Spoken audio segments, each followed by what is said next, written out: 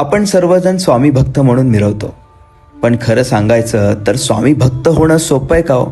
तर हो, सोपं आहे. पण स्वामींच्या भक्तीत टिकून राहणं फार कठीण असतं.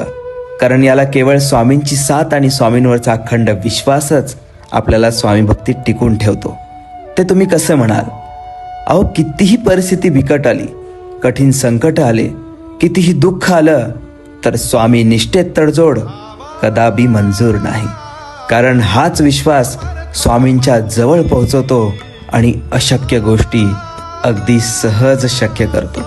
दिवसाची प्रत्येक सुरुवात स्वामी नामाने होते, स्वामींच्या दर्शनाने होते. अक्कलकोटची ओढ मनात घेऊन आपण प्रत्येक पाऊल टाकतो.